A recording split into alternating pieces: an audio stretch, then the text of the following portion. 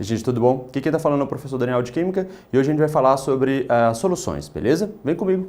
Olha só, galera, agora a gente vai falar um pouquinho sobre soluções, certo? Vamos ter algumas dicas sobre soluções aí. Aqui no lado que a gente consegue observar, a gente tem um gráfico que ele está indicando algumas características para a gente, beleza? Primeira coisa que a gente tem que observar é que quando a gente está falando dos processos de dissolução, a gente está se referindo ao nosso coeficiente de solubilidade, a gente tem alguns tipos de dissolução. A gente tem uma dissolução que a gente chama de endotérmica e a gente tem a dissolução de exotérmica. Quando a gente fala da dissolução endotérmica, a gente está falando de uma dissolução que com o aumento da temperatura, a gente tem um aumento do coeficiente de solubilidade. É o que a gente consegue observar em B e a gente consegue observar em C, ok? Quando a temperatura está aumentando, neste sentido aqui, que eu estou marcando com a setinha em vermelho, a gente vê que o coeficiente de solubilidade também está aumentando, beleza? Então, em cima dessa variação aí, a gente consegue observar que se o aumento da temperatura é crescente junto ao aumento do coeficiente de solubilidade, a gente tem uma dissolução endotérmica. O importante é ressaltar que a maior parte dos sólidos, ela vai ter uma dissolução endotérmica, ok? Maior parte, eu não estou dizendo que são todos, prestem atenção nisso, ok? Quando a gente fala da dissolução exotérmica, a gente consegue observar em A aí. O A, quando a gente está tendo um aumento da temperatura, a gente consegue observar que o coeficiente de solubilidade dele, que começou lá em 80, está ficando abaixo do 20, beleza? Isso aí vai acontecer porque a dissolução dele é exotérmica, ele precisa liberar energia para que essa dissolução possa acontecer, beleza? Então, nesse caso aí, ao aumento da temperatura, diminui o coeficiente de solubilidade. Isso aqui, ele vai ser muito presente nos gases, ok? Presta atenção, todos os gases têm uma dissolução exotérmica. Se eu aumentar a temperatura, o coeficiente de solubilidade ele irá diminuir, beleza? Isso é válido para todos os gases. Mas a endotérmica não é válida para todos os sólidos, deixo isso bem claro, beleza? O que a gente vai ver aqui? A gente vai ver que existem algumas características que a gente pode observar nesse gráfico, ok? Para isso, eu vou levar em consideração apenas a curva C, beleza? Apenas a curva C eu vou levar em consideração. O que eu consigo observar aí nessa curva C? Nessa curva C, eu consigo observar que se eu marcar esse pontinho branco aqui, ó, esse pontinho vermelho que está aqui, que eu vou chamar de pontinho 1, esse pontinho 1 ele está abaixo da curva.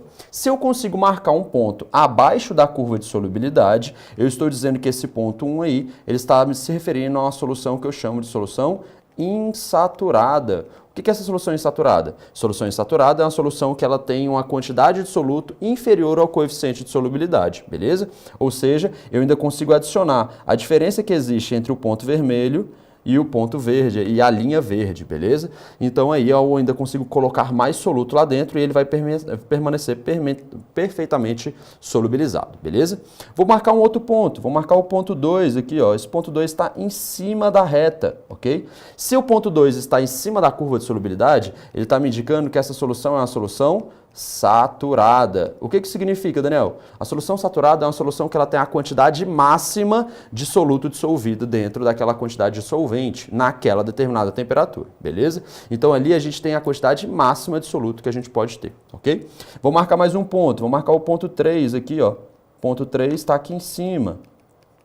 Esse ponto 3 que a gente está vendo aí, esse ponto 3, ele é um ponto que ele está indicando para a gente que ela é uma solução saturada, mas ela é uma solução saturada com corpo de fundo, ok?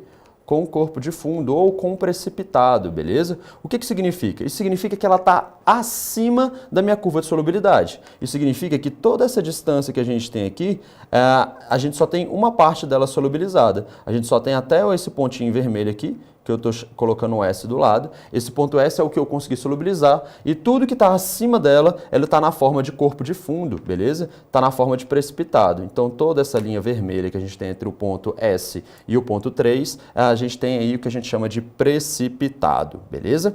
E a gente ainda pode ter mais um processo, que é o processo 4 aqui, que a gente chama de uma solução supersaturada. Quando a gente fala dessa solução supersaturada, a gente está falando de uma solução que ela está acima do coeficiente de solubilidade. Aqui a gente tem o ponto 4, beleza? Esse ponto 4 ele está indicando para a gente uma solução supersaturada. Essa solução supersaturada ela tem que ser indicada que a gente teve um processo lento de resfriamento, ok? A gente lentamente resfriou essa solução. Quando a gente lentamente resfriou essa solução, a gente conseguiu manter um excesso aí.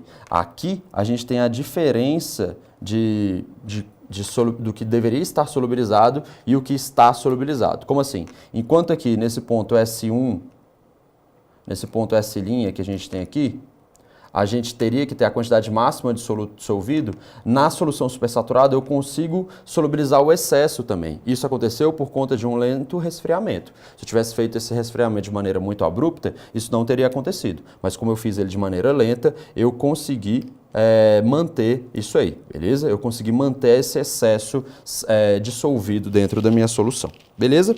Galera, é isso aí. Boa prova para vocês. Sucesso. Valeu!